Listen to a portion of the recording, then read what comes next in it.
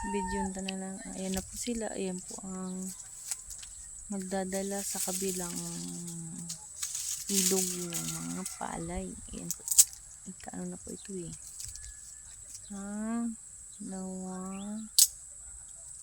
tatlo,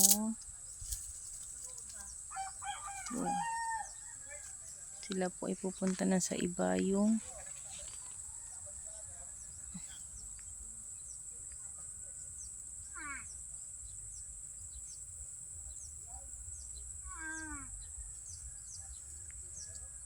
ginagin ng tubig, ma?